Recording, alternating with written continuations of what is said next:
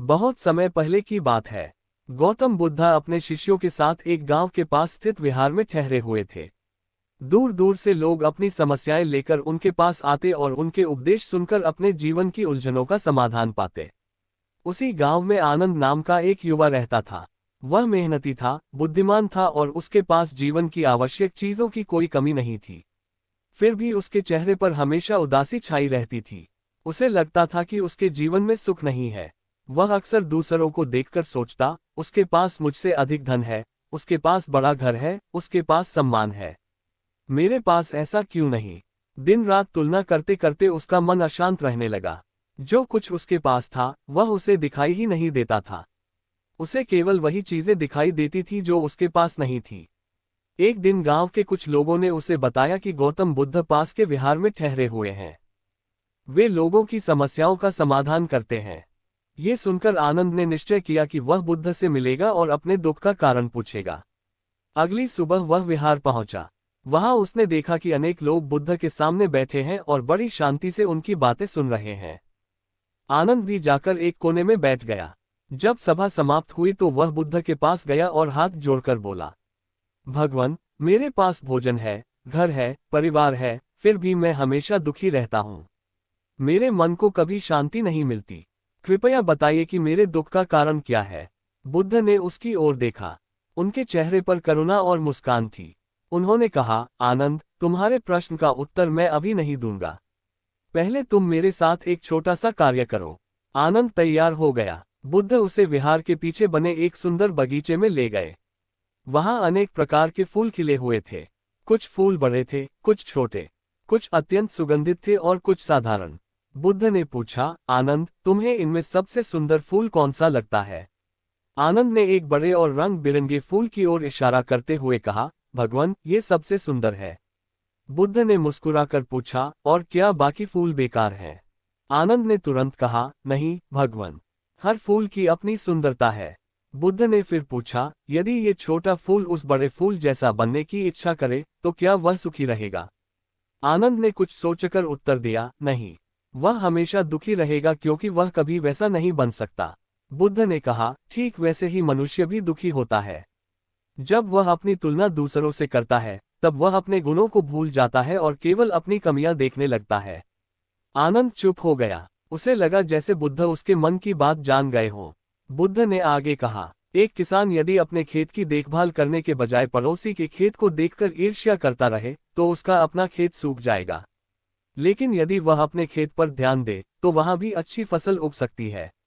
ये शब्द आनंद के हृदय को छू गए, लेकिन उसके मन में अभी भी कई प्रश्न थे। उसने कहा, भगवान, केवल तुलना ही दुख का कारण है क्या? बुद्ध ने उत्तर दिया, नहीं आनंद, तुलना दुख का एक कारण है, परंतु दुख की जड़ इससे भी गहरी है। मनुष्य की इच्छाएं, उसका मोह और उसकी अपेक्षाएं भी दुख को जन्म देती हैं। ये सुनकर आनंद और अधिक उत्सुक हो गया। बुद्ध ने उसे अगले दिन पुनः आने को कहा और बोले, कल मैं तुम्हें एक ऐसी घटना सुनाऊंगा जिससे तुम दुख के वास्तविक कारण को समझ सकोगे। आनंद ने प्रणाम किया और घर लौट आया। उस रात वह देर तक सोचता रहा। उसे पहली बार महसूस हुआ कि वह अपने जीवन की अच्छाइयों के बजाय केवल कमियों पर ध्यान देता रहा है। उसने कभी यह नहीं सोचा कि उसके पास जो कुछ है वह भी बहुत मूल्यवान है। अगली सुबह वह सूर्योदय से पहले ही विहार पहुंच गया। उसके मन में बुद्ध की बातों को जानने की तीव्र उत्सुकता थी। उसे नहीं पता था कि आज बुद्ध उसे एक ऐसी सीख देने वाले हैं जो उसके पूरे जीवन को बदल देगी और उसे दुख के वास्तविक कारण का ज्ञान कराएगी। अगली सुबह आनंद बहुत जल्दी विहार पहुंच गया। उसके मन में एक ही प्रश्न था, आखिर दुख का वास्तविक कारण क्या है? जब वह पहुंचा तब गौतम बुद्ध एक वृक्ष के नीचे शांत भाव से बैठे थे। पक्षियों का मधुर कलरव वातावरण को और भी शांत बना रहा था। आनंद ने उनके चरणों में प्रणाम किया और उनके सामने बैठ गया। बुद्ध मुस्कुराए और बोले, आनंद, कल मैंने तुम्हें बताया था कि तुलना दुख का एक कारण है। आज मैं तुम्हें एक व्यापारी की कहानी सुनाता हूँ। इस कहानी में तुम्हें दुख की जड़ दिखाई देगी। आनंद ध्यानपूर्वक सुनने लगा। बहुत समय पहले एक नगर में सोमदत्त नाम का एक धनी व्यापारी रहता था। उसके पास बड़ा घर, अनेक नौकर और पर्याप्त धन संपत्ति थी। नगर के लोग उसे सफल व्यक्ति मानते थे, लेकिन सोमदत्त कभी संतुष्ट नहीं रहता था। जब उसके पास 100 स्वर्ण मुद्राएं थीं, तब वह 1000 चाहता था। जब उसके पास 1000 हो गई, तब वह 10,000 की इच्छा करने लगा। उसकी इच्छाएं लगातार बढ़ती जा रही थीं। वह दिन रात धन कमाने के बारे में सोचता रहता। उसकी पत्नी कई बार कहती, स्वामी, हमारे पास पहले से ही बहुत कुछ है, थोड़ा समय परिवार के साथ भी बिताएं। लेकिन सोमदत्त हमेशा यही कहता, अभी नहीं, जब मेरे पास और अधिक धन हो जाएगा तब मैं आराम करूंगा। वर्ष बीतते गए, धन बढ़ता गया, लेकिन उसके मन की बेचैनी भी बढ़ती गई। एक दिन उसे पता चला कि पड़ोसी नगर का एक व्यापारी उससे अधिक धनी हो गया है। ये सुनते ही उसका मन अशांत हो उठा। उसने सोचा, मैं उससे पीछे कैसे रह सकता हूँ, मुझे उससे भी अधिक धन कमाना होगा। अब उसका जीवन एक दौड़ बन गया था। वह सुबह से रात तक काम करता, भोजन भी जल्दबाजी में करता, उसे चैन की नींद तक नहीं आती थी। धीरे धीरे उसका स्वास्थ्य बिगड़ने लगा। एक दिन लंबी यात्रा से लौटते समय वह बहुत बीमार पड़ गया। वैद्यों ने उसे विश्राम करने की सलाह दी, लेकिन उसने उनकी बात नहीं मानी। उसके मन में केवल एक ही विचार था, अधिक धन। कुछ महीनों बाद उसकी बीमारी गंभीर हो गई। अब वह बिस्तर से उठ भी नहीं पाता था। उसने अपने खजाने को देखा। सोने चांदी के ढेर उसके सामने थे, लेकिन वे उसकी पीड़ा कम नहीं कर सकते थे। उस समय उसे पहली बार महसूस हुआ कि जिस धन के पीछे उसने पूरा जीवन लगा दिया, वह उसे शांति नहीं दे पाया। बुद्ध ने कहानी सुनाते हुए आनंद से पूछा, बताओ आनंद, उस व्यापारी के पास क्या कमी थी? आनंद ने उत्तर दिया, भगवान, उसके पास तो सब कुछ था। बुद्ध ने कहा, हाँ, उसके पास सब कुछ था, लेकिन संतोष नहीं था। आनंद कुछ देर तक सोचता रहा। बुद्ध आगे बोले, मनुष्य की इच्छाएं अग्नि के समान होती हैं। यदि उन्हें समझदारी से नियंत्रित न किया जाए तो वे लगातार बढ़ती रहती हैं। एक इच्छा पूरी होती है तो दूसरी जन्म ले लेती है। जो व्यक्ति ये सोचता है कि अगली वस्तु, अगली सफलता या अगला लाभ उसे स्थायी सुख देगा, वह अक्सर निराश होता है, क्योंकि उसका मन फिर किसी नई इच्छा को पकड़ लेता है। आनंद को अपने जीवन की बातें याद आने लगी। उसे लगा कि वह भी अक्सर यही सोचता था, अगर मुझे ये मिल जाए तो मैं खुश हो जाऊंगा। लेकिन जब वह चीज मिल जाती तो कुछ समय बाद कोई नई चाहत पैदा हो जाती। बुद्ध ने उसकी ओर देखकर कहा, आनंद, दुख केवल वस्तुओं की कमी से नहीं होता। दुख उस आसक्ति से पैदा होता है जिसमें मनुष्य सोचता है कि किसी विशेष चीज के बिना वह सुखी नहीं हो सकता। ये शब्द सुनकर आनंद के मन में हलचल होने लगी। उसे महसूस हुआ कि वह भी अपनी अनेक इच्छाओं और अपेक्षाओं का कैदी बन गया था। फिर उसने पूछा, भगवान, क्या सभी इच्छाएं बुरी होती हैं? बुद्ध मुस्कुराए, नहीं आनंद, ज्ञान प्राप्त करने की इच्छा, दूसरों की सहायता करने की इच्छा और स्वयं को बेहतर बनाने की इच्छा अच्छी हो सकती है। समस्या तब होती है जब इच्छा मोह बन जाती है और मनुष्य का स्वामी बन बैठती है। आनंद ध्यान से सुनता रहा। बुद्ध ने कहा, जब मन किसी वस्तु, व्यक्ति या परिस्थिति से अत्यधिक जुड़ जाता है, तब उसके खोने का भय पैदा होता है। और जहां भय है, वहां दुख अवश्य होगा। ये सुनकर आनंद को लगा कि वह धीरे धीरे अपने प्रश्न का उत्तर समझने लगा है। लेकिन बुद्ध अभी उसे और गहराई से समझाना चाहते थे। उन्होंने कहा, कल मैं तुम्हें एक ऐसी घटना बताऊंगा जिसमें एक व्यक्ति ने अपना सब कुछ खो दिया, फिर भी वह शांत और प्रसन्न रहा। उस घटना से तुम्हें पता चलेगा कि सच्चा सुख कहाँ छिपा है। आनंद की उत्सुकता फिर बढ़ गई। उसने बुद्ध को प्रणाम किया और घर लौट गया। रास्ते भर वह सोचता रहा, यदि धन, वस्तुएं और इच्छाएं सुख का स्रोत नहीं है, तो फिर सच्चा सुख कहाँ है?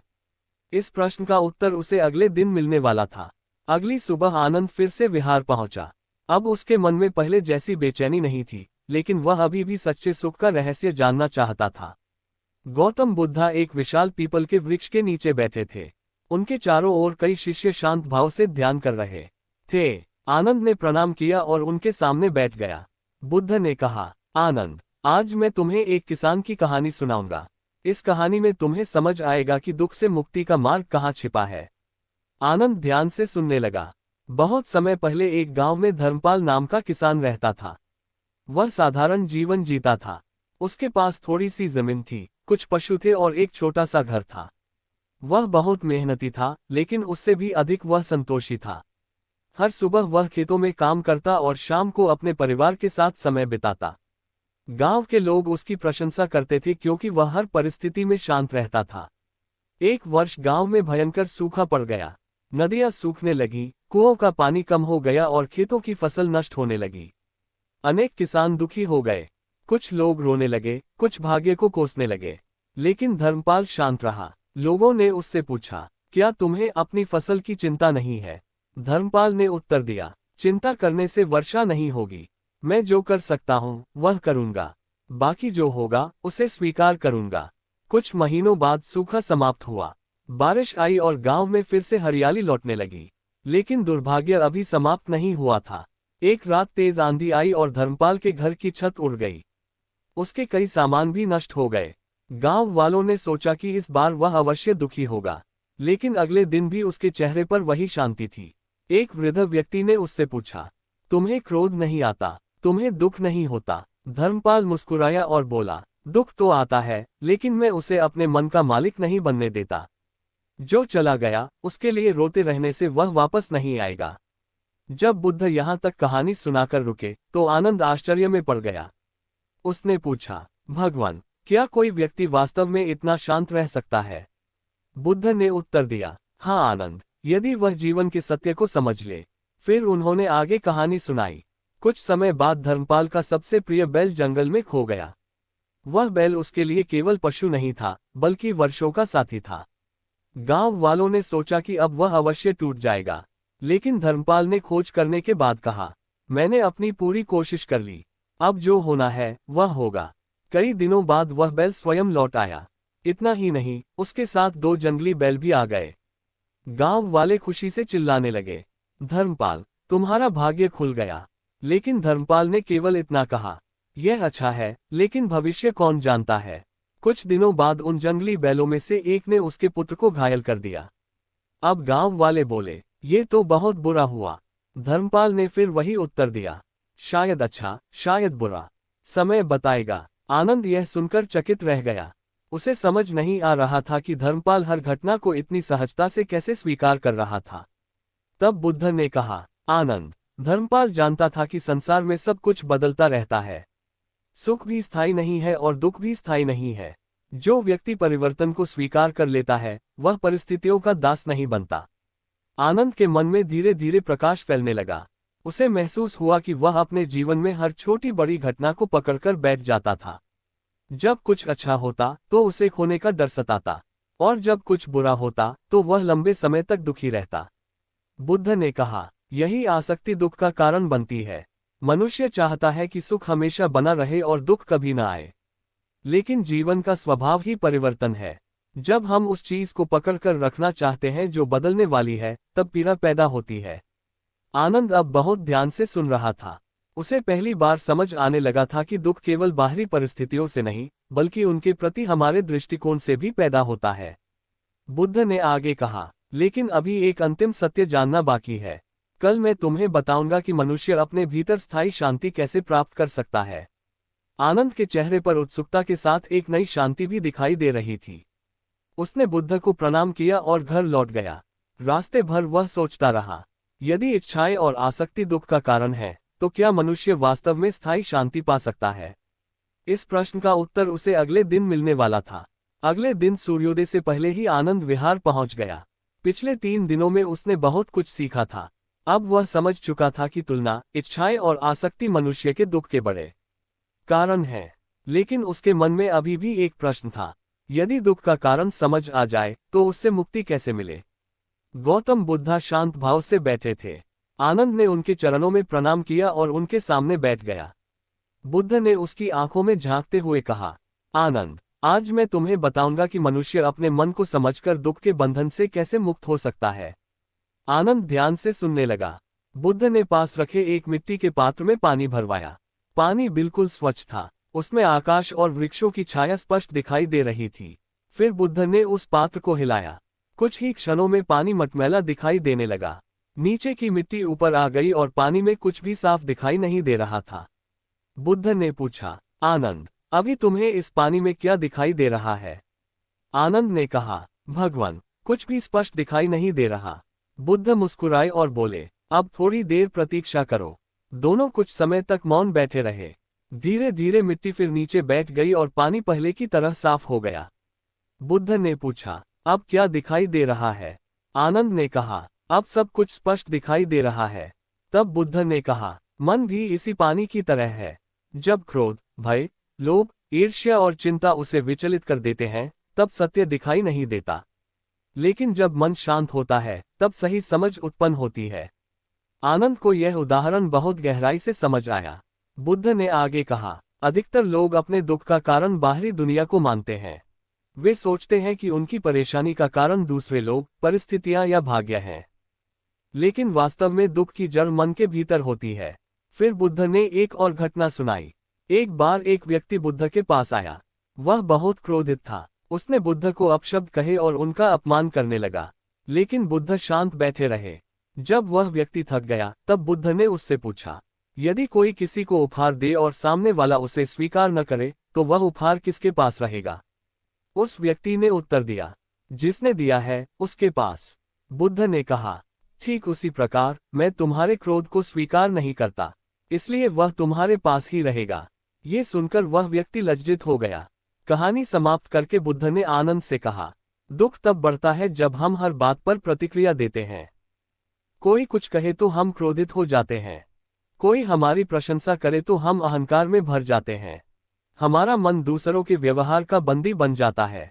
लेकिन जो व्यक्ति अपने मन को समझ लेता है, वह परिस्थितियों से ऊपर उठने लगता है। आनंद ने पूछा, भगवान, मन को शांत कैसे किया जाए? बुद्ध ने उत्तर दिया, 3 बातों का अभ्यास करो। पहली, वर्तमान में जीना सीखो। जो बीत गया, उसके लिए पछतावा मत करो। जो अभी आया नहीं, उसकी चिंता मत करो। दूसरी, अपने विचारों को देखो। हर विचार सत्य नहीं होता। कई बार हमारा मन ऐसी कहानियां बना लेता है जो वास्तविकता से दूर होती हैं। तीसरी, करुणा और मैत्री का अभ्यास करो। जब मन में दूसरों के लिए शुभ भावना होती है, तब ईर्ष्या और द्वेष कम होने लगते हैं। आनंद को ऐसा लगा जैसे उसके भीतर वर्षों से जमा अंधकार धीरे धीरे समाप्त हो रहा हो। उसे समझ आने लगा कि वह अपने ही विचारों और इच्छाओं के जाल में फंसा हुआ था। बुद्ध ने कहा, आनंद, दुख से भागने की आवश्यकता नहीं है, उसे समझने की आवश्यकता है। जब कारण समझ में आ जाता है, तब समाधान का मार्ग भी दिखाई देने लगता है। ये सुनकर आनंद के चेहरे पर एक नई चमक आ गई। लेकिन बुद्ध अभी एक अंतिम और सबसे महत्वपूर्ण शिक्षा देना चाहते थे। उन्होंने कहा, कल मैं तुम्हें दुख से पूर्ण मुक्ति का मार्ग बताऊंगा। वही मार्ग मनुष्य को सच्ची शांति और आंतरिक आनंद तक पहुंचाता है। आनंद ने श्रद्धा से सिर झुका दिया।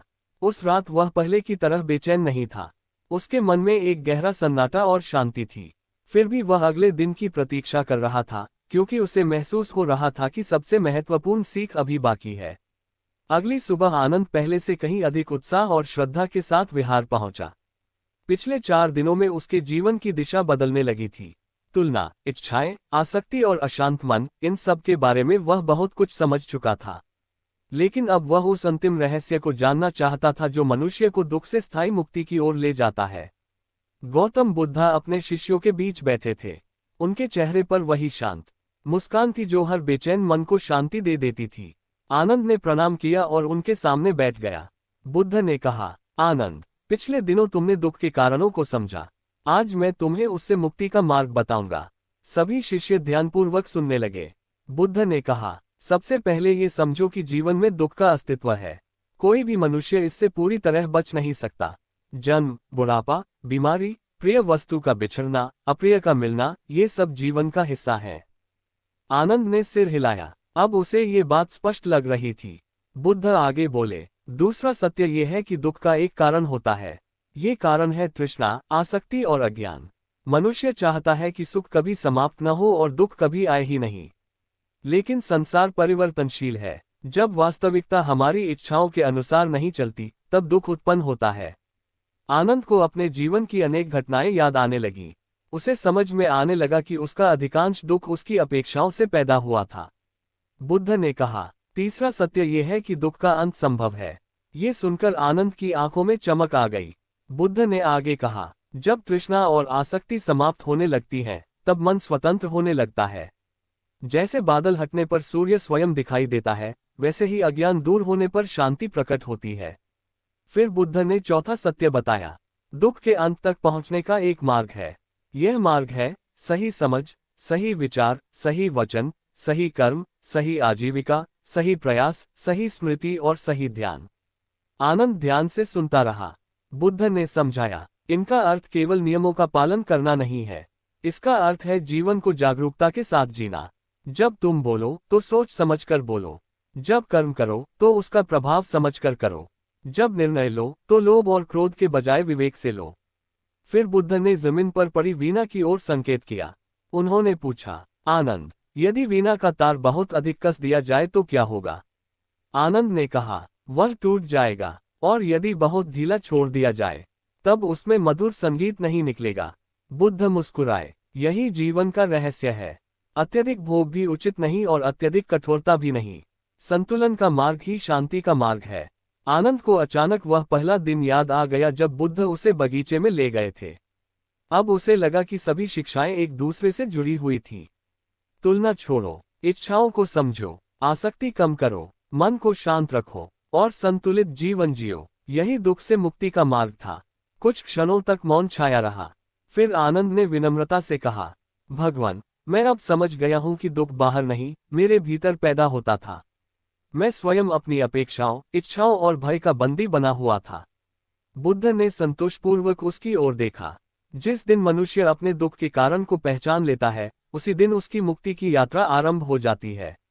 आनंद की आंखों में कृतज्ञता के आंसू आ गए। वह अब पहले वाला व्यक्ति नहीं रहा था।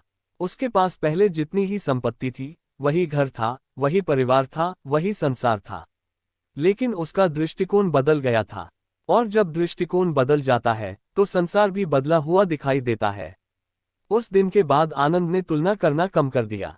उसने वर्तमान में जीना शुरू किया। उसने छोटी छोटी बातों में खुशी ढूंढनी शुरू की। धीरे धीरे उसके भीतर ऐसी शांति का जन्म हुआ जिसे कोई बाहरी परिस्थिति छीन नहीं सकती थी। कई वर्षों बाद जब लोग उससे उसकी प्रसन्नता का रहस्य पूछते तो वह केवल इतना कहता, दुख का कारण बाहर नहीं, भीतर खोजो। कारण समझ में आ जाए तो समाधान का मार्ग स्वयं दिखाई देने लगता है। और यही थी गौतम बुद्ध की वह अमूल्य शिक्षा, जो आज भी करोड़ों लोगों को जीवन की कठिनाइयों के बीच शांति और संतुलन का मार्ग दिखाती है। तुलना करने से दुख बढ़ता है। अनियंत्रित इच्छाएं कभी संतोष नहीं देती। आसक्ति और भय एक दूसरे से जुड़े हैं। मन को शांत रखने से सही समझ विकसित होती है। वर्तमान में जीना आंतरिक शांति का आधार है। संतुलित जीवन ही सच्चे सुख का मार्ग है। दुख का कारण समझना ही मुक्ति की शुरुआत है।